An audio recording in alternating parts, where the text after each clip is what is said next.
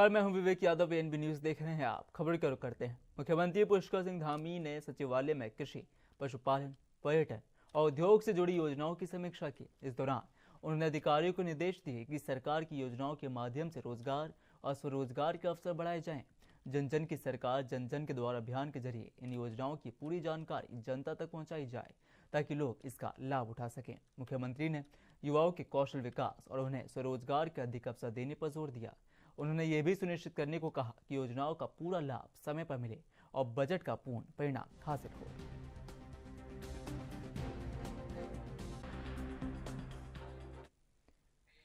उत्तराखंड के मुख्यमंत्री पुष्कर सिंह धामी टिहरी में अंतर्राष्ट्रीय एग्रो फेस्टिवल और नेशनल एसआईवी चैंपियनशिप 2026 के समापन समारोह में शामिल हुए। मुख्यमंत्री धामी ने कहा कि यहां पर बहुत ही अद्भुत प्रदर्शन देश दुनिया से आए खिलाड़ियों ने हमारे समक्ष प्रस्तुत किया है। इस अवसर में सभी खिलाड़ियों, आयोजकों, सभी प्रशिक्षकों का टिहरी की इस पावन धरती पर हृदय से स्वागत करता हूं, अभिनंदन करता हूं। सभी का आज इस चैंपियनशिप में और सच में बहुत ही अद्भुत प्रदर्शन यहाँ पर देश दुनिया के खिलाड़ियों ने हम सबके समक्ष प्रस्तुत किया, अपना प्रदर्शन किया। इस अवसर पर मैं सभी खिलाड़ियों का, आयोजकों का, सभी प्रशिक्षकों का टिहरी की इस पावन धरती पर, जहां मां भागीरथी भी है, मां गंगा भी है, इस पावन धरती पर देवभूमि उत्तराखंड पधारने पर मैं आप सभी का हृदय से स्वागत करता हूं, आप सबका अभिनंदन करता हूं। और सच में इस प्रतियोगिता में आकर आप सबके बीच में मुझे बहुत प्रसन्नता हो रही है और अत्यंत गर्व की अनुभूति भी हो रही है कि जैसा हम सोचते थे कि एक दिन टिहरी में, इस टिहरी झील के कारण से जहां ऊर्जा उत्पादन के साथ अन्य गतिविधियां भी, यहां का पर्यटन भी, यहां का व्यापार भी और यहां की साहसिक जो क्रीड़ा प्रतियोगिताएं हैं वो सभी यहां पर संपन्न होंगी। तो उस दिशा में हम तेजी से आगे बढ़ रहे हैं। पैराग्लाइडिंग जैसे रोमांचकारी खेल से जुड़े हुए सच में सभी खिलाड़ियों के बीच में आना बहुत सम्मान की बात है। ये हमारे लिए बहुत हर्ष का विषय है कि एग्रो फेस्टिवल में विश्व के 11 देशों के 25 अंतर्राष्ट्रीय पायलटों ने भाग लेकर इस प्रतियोगिता को, इस आयोजन को बहुत हमारे देश में ही नहीं बल्कि विश्व के अंदर व्यापक पहचान दिलाने का काम किया है। इसके साथ ही इस राष्ट्रीय चैंपियनशिप में देश के विभिन्न राज्यों से आए हमारे 57 प्रतिभाशाली खिलाड़ियों ने अपने उत्कृष्ट प्रदर्शन से। मुख्यमंत्री पुष्कर सिंह धामी ने छात्र कौशल संवर्धन हेतु लैब ऑन व्हील्स यानी कि इन्फोसिस स्प्रिंग बोर्ड का फ्लैग ऑफ किया। यह लैब ऑन व्हील्स छात्रों को एआई कोडिंग, आईओटी एवं अन्य इमरजेंसी ट्रैक क्षेत्रों में कौशल संवर्धन के लिए हैंड्स ऑन सुविधा उपलब्ध कराएगा। इसके साथ ही विज्ञान विषय के विभिन्न प्रयोगों को वर्चुअल मोड से सीखने में सहायता प्रदान करेगा। लैब ऑन व्हील्स छात्रों को लर्निंग बाय डूइंग के लिए बेहतर प्लेटफॉर्म उपलब्ध कराएगा। Infosys spring board lab on wheels आगामी 5 वर्ष तक पूरे राज्य संस्थाओं में जाकर छात्रों को जागरूक करते हुए उनको हैंड्स ऑन प्रशिक्षण प्रदान करेगा और उनको वैश्विक संभावनाओं से जोड़ेगा।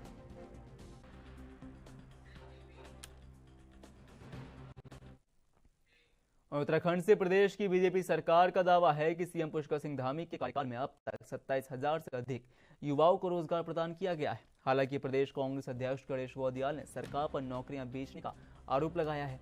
इस पर भाजपा प्रदेश महामंत्री कुंदन परिहार ने पलटवार करते हुए कहा कि सीएम धामी के नेतृत्व में योजनाबद्ध तरीके से युवाओं को रोजगार दिया जा रहा है। उन्होंने नकल विरोधी कानून का उदाहरण देते हुए बताया कि इसके परिणाम स्वरूप युवाओं को विभिन्न क्षेत्रों में रोजगार मिला है। कांग्रेस पर भी उन्होंने आलोचना की।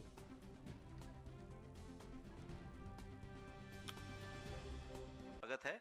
बहरहाल आपने ये प्रश्न कर ही दिया है तो पूरे प्रदेश में नौकरियों को बेचने का कारोबार चल रहा है। मैं कई बार कह चुका हूं कि उत्तराखंड में नौकरियों को बेचने का कारोबार चल रहा है मंत्रियों के घरों से। ये प्रकरण भी उसी का एक हिस्सा है। उत्तराखंड कांग्रेस ने भाजपा सरकार के खिलाफ बड़ा मोर्चा खोल दिया है। कांग्रेस मुख्यालय में हुई प्रेस कॉन्फ्रेंस मध्य प्रदेश अध्यक्ष गणेश गोदियाल, नेता प्रतिपक्ष यशपाल आर्य, पूर्व मुख्यमंत्री हरीश रावत, पूर्व मंत्री हरक सिंह रावत और विधायक प्रीतम सिंह ने सरकार पर भ्रष्टाचार, महिला उत्पीड़न, अवैध खनन, भूमाफिया संरक्षण और कानून व्यवस्था की विफलता की गंभीर आरोप लगाए। कांग्रेस नेताओं ने ऐलान किया कि प्रदेश भर में जन जागरण अभियान चलाया जाएगा और 16 फरवरी को राजभवन का घेराव किया जाएगा। प्रदेश अध्यक्ष कांग्रेस गणेश कौदियाल ने कहा कि पिछले 2 दिन दिल्ली में कांग्रेस हाईकमान के साथ उत्तराखंड की स्थिति को लेकर गंभीर चर्चा हुई है। कांग्रेस इन मुद्दों को मजबूती से जनता के सामने उजागर करेगी। कांग्रेस के मुताबिक भाजपा सरकार हर मोर्चे पर विफल साबित हुई है। हर विभाग में भ्रष्टाचार आम बात बन चुका है। स्थितियों से हाईकमान को अवगत कराया और हाईकमान का हम सबको ये निर्देश था कि सब लोग कारगर तरीके से किस प्रकार से भारतीय जनता पार्टी की सरकार का मुकाबला कर और जो जनता के साथ ये धोखा कर रहे हैं इसको किस प्रकार से एक्सपोज किया जाए, उजागर किया जाए, इस पर ध्यान देने की आवश्यकता है। तदोपरांत और तद अनुसार हम सब लोग आज यहाँ पर बैठे और हम लोगों ने कार्यवृत्त तैयार किया। हम अभी भी हमारा, चूंकि आप लोगों को हमने 12:30 बजे का समय दे रखा था, इसलिए आपके इस प्रेस कॉन्फ्रेंस के बाद भी हमारी बैठक जारी रहेगी। लेकिन कुल मिलाकर कहां तक नहीं पहुंचा जा सकता, जिसमें हमारी बेटियों के साथ केवल दुराचार ही नहीं हुआ है, सामूहिक बलात्कार और हत्याएं। जिनमें सांतरसा की हमारी एक दलित युवा की बेटी से लेकर के बहुत सारे किस्से, बहुत सारे इसी तरीके से और तो एक के बाद और की घटनाओं में जिस प्रकार से सत्तारूढ़ करके नाम उनके चेहरे सामने आए, तो अत्यधिक चिंताजनक ही नहीं बल्कि शर्मनाक बनी। हमारी कोई भी लड़ाई अधूरी है यदि हम महिलाओं के ऊपर अत्याचार के मुद्दे की लड़ाई, अपने सत्य की लड़ाई मान करके, अपने आत्मस्वाभिमान की लड़ाई मान करके नहीं लड़ते हैं। माध्यम जी आपको और आपकी टीम को बधाई देना चाहता हूँ। आप लोगों ने जिस तरीके से अंकिता वाले प्रकरण, अंकिता एक सिंबॉलिक, एक लड़ाई का प्रतीक है, तो अंकिता के मामले को लेकर के जिस तरीके से संघर्ष को आपने आगे बढ़ाया है, और मुझे पूरा विश्वास है अपनी बहनों के आशीर्वाद से आप इस संघर्ष में हमारे राज्य के अंदर, अभी मैं अपने नेताओं की बात सुन रहा था, पलायन और असंतुलित विकास। अमेरिका के वॉशिंगटन डीसी स्थित एक गैर सरकारी संगठन ने भारत में हेट स्पीच को लेकर अपनी एक विस्तृत रिपोर्ट सार्वजनिक की है। इस रिपोर्ट में कई भारतीय नेताओं के नाम दर्ज हैं, लेकिन सबसे ऊपर शांत और आध्यात्मिक पहचान वाले उत्तराखंड राज्य के मुख्यमंत्री पुष्कर सिंह धामी का नाम है। इस रिपोर्ट को लेकर भाजपा के प्रवक्ता मथुरा दत्त जोशी का कहना है कि यह रिपोर्ट बिल्कुल निराधार है। हमारे प्रदेश के मुख्यमंत्री बहुत शांत और सरल स्वभाव के व्यक्ति हैं। यह रिपोर्ट किसी षड्यंत्र के जरिए बनाई गई है। हमारे मुख्यमंत्री ने कोई भी ऐसा बयान कभी नहीं दिया है जिससे किसी भी व्यक्ति विशेष को ठेस पहुंचे, और सब निराधार है। ना कुछ बताने की कोशिश वेनेजुएला पे वो कर देता है, तो आपको लगता है मुख्यमंत्री जो हेट स्पीच की बात की जा रही है वो बेमानी है? निश्चित रूप से बेमानी है। मुख्यमंत्री जी की कहीं पर भी कोई ऐसी हेट स्पीच नहीं है जिससे किसी वर्ग विशेष या समाज या किसी भी व्यक्ति विशेष को कोई चोट पहुंचाने का काम उन्होंने नहीं किया है। हाँ, सनातन की बात माननीय मुख्यमंत्री जी बार बार करते हैं और वो करती भी रहनी चाहिए, और उनका अपना एक मंतव्य है, पार्टी की नीति भी है, पार्टी की रीति भी है। और जिस तरीके से अमेरिकन एजेंसी द्वारा, पत्रिका द्वारा ये सब कुछ किया गया, वो जानबूझकर एक षड्यंत्र के तहत भारतीय जनता पार्टी के खिलाफ माहौल बनाने के लिए ये सब कुछ किया जा रहा है, मुख्यमंत्री के खिलाफ माहौल बनाने के लिए। मुख्यमंत्री पुष्कर सिंह धामी के प्लास्टिक मुक्त उत्तराखंड के संकल्प को मजबूती देने के लिए देहरादून नगर निगम ने ऑटोमेटिक प्लास्टिक बोतल क्रशर मशीन की शुरुआत की है। यह मशीन ट्रायल बेस पर देहरादून के 50 प्रमुख स्थानों पर लगाई जाएगी, जिनमें पर्यटक स्थल, रेलवे और बस स्टेशन, शैक्षणिक संस्थान, पार्क, सरकारी भवन शामिल हैं। इसका उद्देश्य प्लास्टिक प्रदूषण पर नियंत्रण और प्लास्टिक वेस्ट से उपयोगी सामान जैसे टेबल, चेयर, फ्लाईओवर, पॉट और शोपीस बनाना है। क्या कहना चाहेंगे?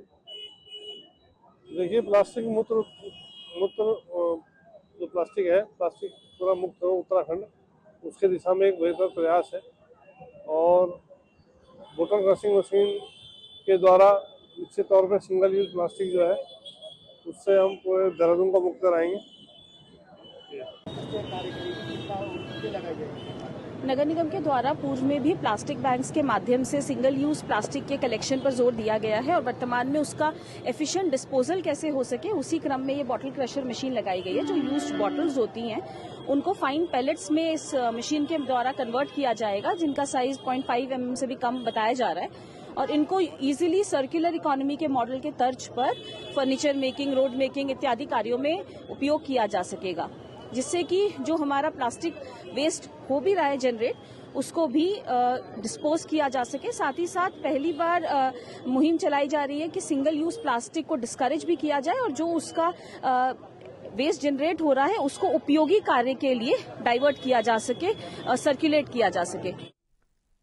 उत्तराखंड कांग्रेस ने प्रदेश की बीजेपी सरकार पर दोगलेपन का आरोप लगाया है। कांग्रेस के मीडिया प्रभारी राजीव महर्षि ने कहा है कि बीजेपी ज्वलंत और महत्वपूर्ण मुद्दों पर जवाब देने के बजाय मंदिरों में गैर हिंदुओं के प्रवेश पर बहस कर जनता का ध्यान भटकाने का प्रयास कर रही है। वहीं उन्होंने ये भी आरोप लगाया कि सरकार शंकराचार्य का अपमान कर रही है। कांग्रेस ने स्पष्ट किया है कि ऐसे कदम भाजपा की असली नीतियों और दोगलेपन को उजागर करते हैं। राजनीतिक हलकों में इस बयान ने हलचल मचा दी है।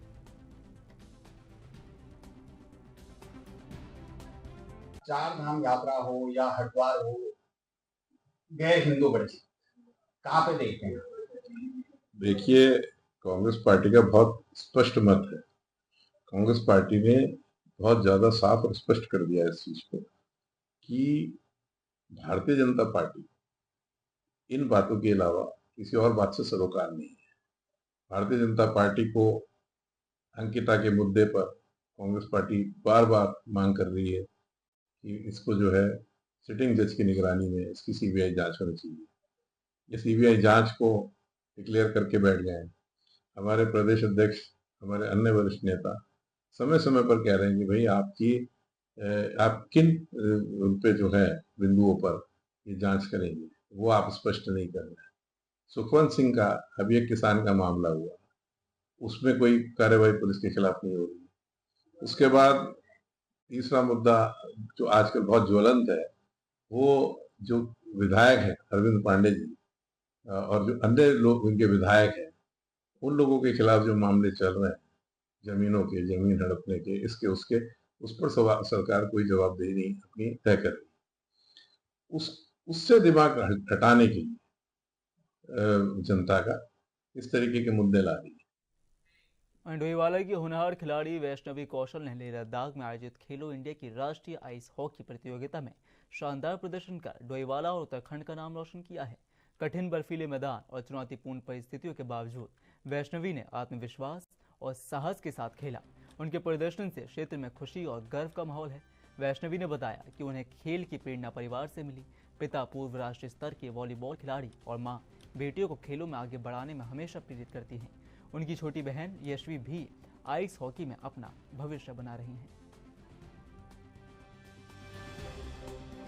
मेरा नाम वैष्णवी कौशल है और मेरी एज 16 इयर्स ओल्ड है और आज मैं पहली बार खेलो इंडिया के लिए लेह लद्दाख गई थी for my sport ice hockey. Team I was playing from Rajasthan and I basically belong to Uttarakhand and I did play Rajasthan because the Uttarakhand team was not made this time. So yeah, I played with the Rajasthan team and I was very happy that we were in the top 7.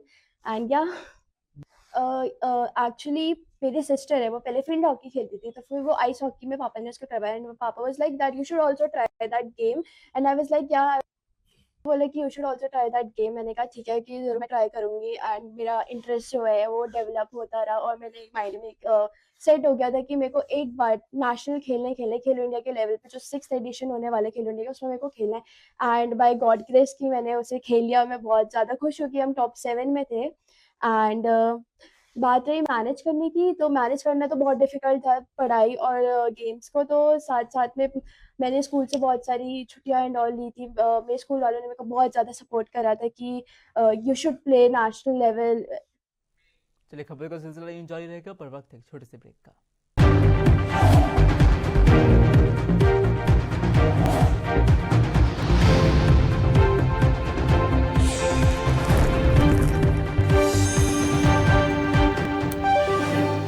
चलिए, break के बाद फिर एक बार आपका स्वागत है। खबरों में आगे बढ़ते हैं। नैनीताल जिले में आयुर्वेद के माध्यम से जन स्वास्थ्य को मजबूत करने की दिशा में सराहनीय कार्य किया जा रहा है। जिले में वर्तमान समय में 60 आयुर्वेदिक अस्पताल संचालित हो रहे हैं, जिनमें 100% डॉक्टरों की उपलब्धता सुनिश्चित की गई है। इसके अलावा हल्द्वानी में 50 बेड का आयुर्वेदिक अस्पताल भी शुरू हो चुका है, जहां प्रतिदिन 250 से 300 मरीज ओपीडी में इलाज करा रहे हैं। जिला आयुर्वेदिक एवं यूनानी अधिकारी डॉक्टर महेंद्र सिंह गुंजियाल के अनुसार आयुर्वेद में सामान्य उपचार के साथ पंचकर्म, मर्म चिकित्सा, अग्नि चिकित्सा और स्त्री रोग के विशेषज्ञ डॉक्टर उपलब्ध हैं। उन्होंने लोगों से आयुर्वेदिक उपचार की पद्धति अपनाने की अपील की है।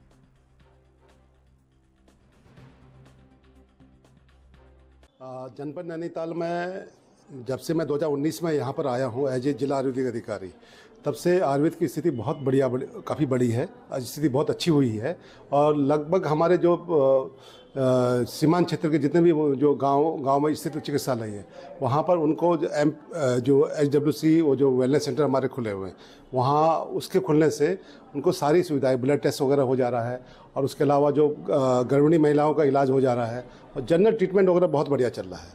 और 50 बेड में जब से ये चिकित्सालय खुला है, तो क्षेत्र की जनता को ये बहुत अच्छा फ़ायदा हुआ, क्योंकि एक ही छत के नीचे हमारे कई विधा के डॉक्टर बैठे हैं।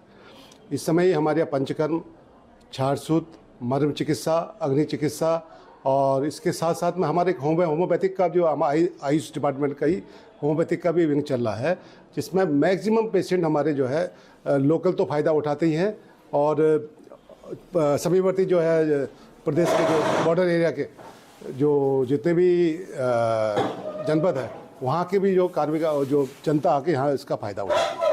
और मैं क्षेत्रीय जनता से मैं अपील करना चाहता हूँ कि ये हल्द्वानी में और जो भी निकटवर्ती क्षेत्रों में हमारे जो भी चिकित्सालय खुले हैं, उसमें जाके हमारे आयुर्वेद चिकित्सालय में जाके उसका पूरा फ़ायदा उठाइए।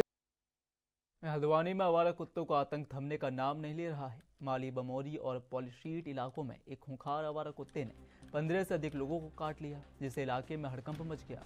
हालांकि पीड़ितों ने समय रहते अस्पताल जाकर एंटी रेबीज इंजेक्शन लगवाए, लेकिन घटनाओं से जुड़ी तस्वीरें और वीडियो बेहद खौफनाक हैं। नगर निगम के आंकड़ों के मुताबिक 4500 से अधिक कुत्तों का रजिस्ट्रेशन और 20,000 से ज़्यादा का बधियाकरण किया गया है। फिर भी कुत्तों का आतंक क्यों बरकरार है, ये बड़ा सवाल है। स्थानीय लोग आरोप लगा रहे हैं कि निगम की कार्यवाही कागजों तक सीमित है और जमीनी स्तर पर कार्यवाही की कमी साफ दिखाई दे रही है।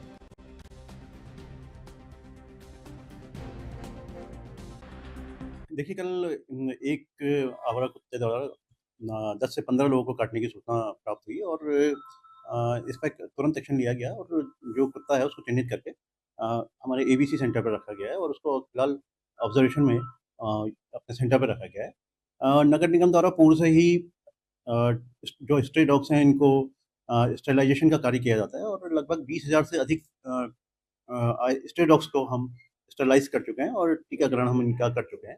साथ ही हमारे 4000 से अधिक पालतू कुत्ते जो हैं, उनको हमने रजिस्टर्ड किया है, और प्रतिवर्ष उनके टीकाकरण इत्यादि भी सुनिश्चित कराया जाता है। इसके साथ ही जो माननीय उच्चतम न्यायालय की गाइडलाइन है, उसके अनुपालन में एक डॉग शेड बनाने के लिए हमारा हल्द्वानी में आवारा कुत्तों का आतंक बड़ी परेशानी का सबब बन गया है। बीते रोज हल्द्वानी के मल्ली, बमोरी और पॉलिसीट क्षेत्र में एक आवारा कुत्ते के द्वारा 15 लोगों को काटा गया। हालांकि उन 15 लोगों ने जल्द से जल्द जाकर के अस्पतालों में जाकर के एंटी रेबीज इंजेक्शन लगा लिया, जिसके चलते एक बड़ा हादसा कहीं ना कहीं होने से रुक गया। लेकिन नगर निगम की अगर बात करें तो नगर निगम हालांकि दावे बड़े करता है। नगर निगम की जो नगर आयुक्त है पारितोष वर्मा, जब हमने उनसे पूछा इस पूरे मामलों को लेकर, तो उनका यही कहना था कि शहर भर में करीब 20,000 से ज्यादा कुत्तों का यहाँ पर बधियाकरण उनके द्वारा करा दिया गया है, और वही 4,500 से ज्यादा जो कुत्ते हैं उनका रजिस्ट्रेशन भी हो चुका है। लेकिन उसके बावजूद देखा जाए तो शहर में यहाँ पर सैकड़ों की संख्या में आवारा जानवर घूम रहे हैं। उनकी तरफ से कहना जरूर था कि उनकी तरफ से कार्रवाई की जा रही है, लेकिन इस घटना की जानकारी मिलने के बाद जब नगर निगम की टीम वहां पहुंची तो वहां पर कुत्ता उनको नहीं मिला और न ही वो कुत्ते को पकड़ पाए, जिससे साफ दिखता है कि नगर निगम अपनी कार्रवाई में विफल हो रहा है और जिसका खामियाजा हल्द्वानी के स्थानीय लोग भुगत रहे हैं। और बात की जाए तो एक कुत्ते के द्वारा 15 लोगों को काटने की घटना के बाद से जहाँ एक तरफ लोगों में इसको लेकर रोष है, लोगों को यही कहना है कि नगर निगम कार्रवाई नहीं कर रहा है, और वहीं दूसरी तरफ जो बच्चे हैं और जो बुजुर्ग हैं वो अपने घरों से निकलने में इसलिए डर रहे हैं क्योंकि आवारा कुत्ते कहीं हमला कर दे तो उसको लेकर के बच्चों और बुजुर्गों में उनकी जान भी आफत में पड़ सकती है। लेकिन इसके बावजूद नगर निगम की बात की जाए तो नगर निगम केवल बयानों तक ही सीमित है, कोई कार्रवाई उनकी तरफ से नहीं की जा रही। जरूर बयानबाजी करके जरूर कहा जा रहा है कि जल्द से जल्द उस आवारा जानवरों को पकड़ लिया जाएगा, लेकिन अभी तक नगर निगम के हाथ खाली है और उस पर तमाम तरीके से कार्रवाई करने की बात जो निगम कर रहा है, लेकिन नगर निगम की कार्रवाई सवाली को निशान के घेरे में है। Amit Chaudhary, ANB news, Haldwani. वहीं जिलाधिकारी सविन बंसल ने ऋषिकेश स्थित सब रजिस्ट्रार कार्यालय का औचक निरीक्षण किया। निरीक्षण के दौरान कार्यालय में व्याप्त अव्यवस्थाओं और गंभीर अनियमितताओं पर जिलाधिकारी ने गहरी नाराजगी व्यक्त की। उन्होंने सवाल किया कि बिना संपत्ति मूल्यांकन की स्टाम्प शुल्क कैसे तय किया गया और किसने निबंधक के अधिकार दिए। इसके बाद आपराधिक कार्रवाई की चेतावनी दी गई। कार्यालय में अवैधानिक रूप से विलेखों का निबंधन और घोस्ट कार्मिक पाए गए। फरियादियों ने अपनी समस्याएं साझा की, जिनके आधार पर आवश्यक दिशा निर्देश दिए गए।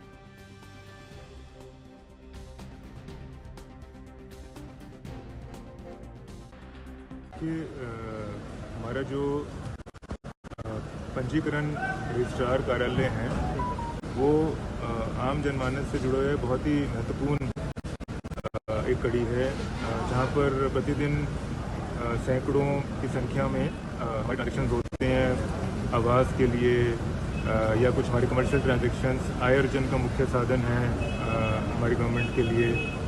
और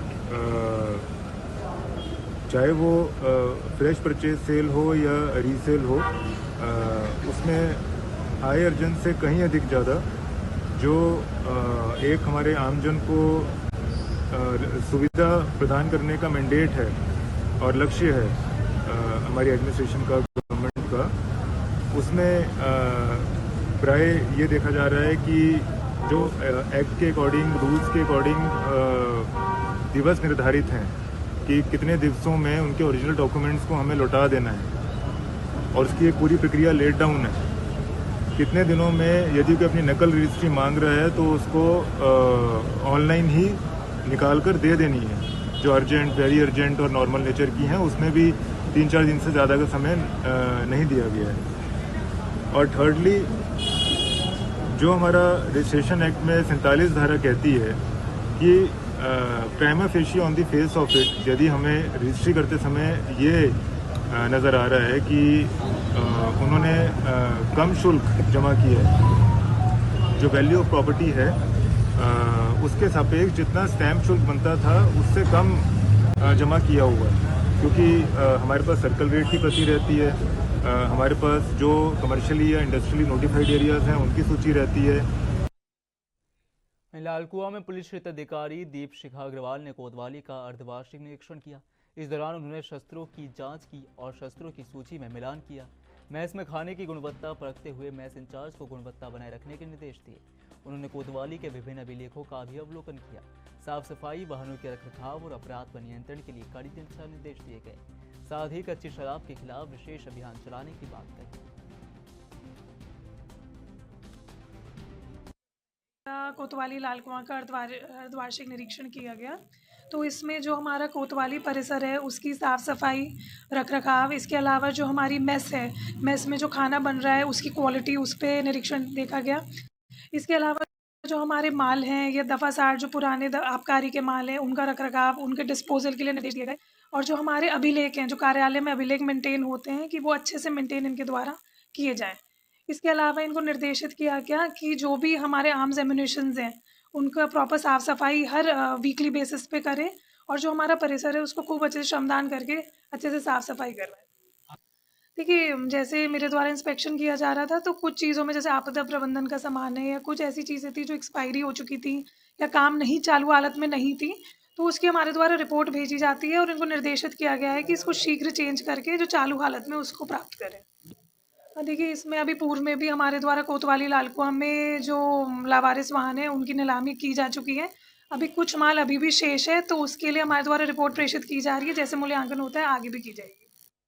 चलिए फिलहाल के लिए भी इतना ही, बाकी देश और दुनिया की तमाम बड़ी खबरों के लिए बने रहें और देखते रहें एएनबी न्यूज़।